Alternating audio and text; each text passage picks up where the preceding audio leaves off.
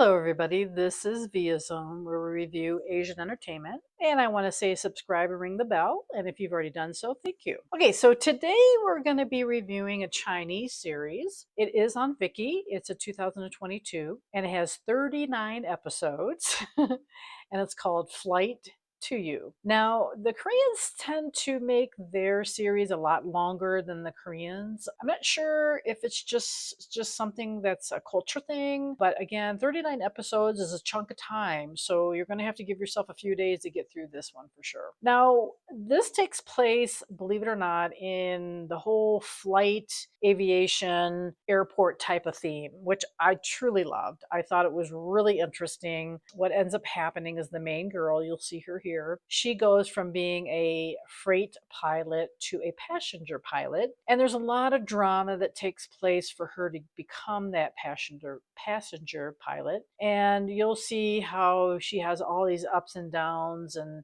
she's kind of like the first girl to actually be a woman pilot there. And there's just a lot of turmoil that happens. What ends up transpiring is she meets her instructor, and at first their storyline is real rocky and they don't like each other, to coming about to where she starts taking an interest in him. Here's a picture of him here. I've never really seen him in another series, but again, I just started watching a lot more Chinese series, so of course he could have been. But he did a great job too. He was really believable in his character. He was kind of that mean instructor that, went by the book. Everything had to have a reason for it. You couldn't go outside that book line. And so he was pretty harsh on all the actual pilots and especially her. But they start to build this relationship with each other, and the storyline kind of unfolds from there. Now, I love the whole flight navigation storyline. I thought it was really interesting. In fact, if I was young again, I would probably go back and be a traffic controller.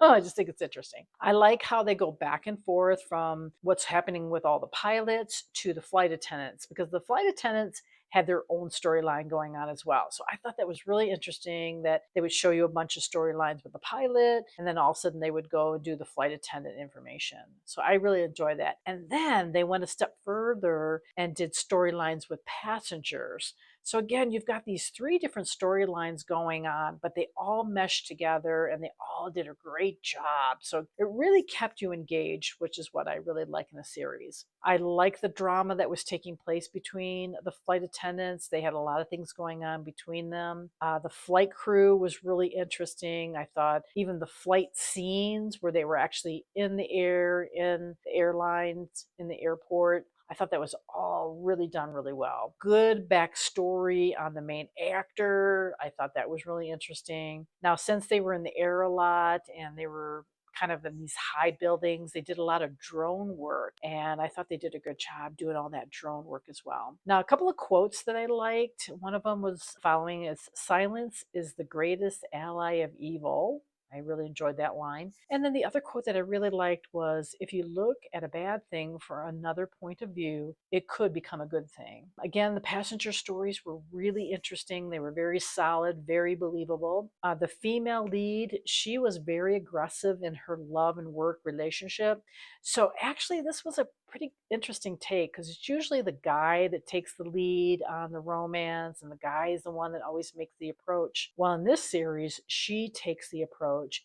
She tells him that she loves him. She tells him that she wants to be with him. And so I thought that was a really good switch off from usually the male lead taking the role. There was a lot of great slow motion opportunities with the camera. A lot of tender scenes had that slow motion effect, which I totally love. I think that's really interesting. The music was very touching too. I thought that was really interesting. I liked the ending, how they came together. I like how they had like a cool effect with, two different scenes going on at the same time. It just was really interesting. And the ending is very suspenseful. I just love all that. Now, the only bad things that I didn't really care for is they did have a portion where they had some English actors in it. And the English actors, they were just very poor. I just felt like, well, did these guys go to acting school? I just felt like their acting ability was very, very poor. So I don't understand that at all. Also, sometimes the mics sounded very hollow sounding.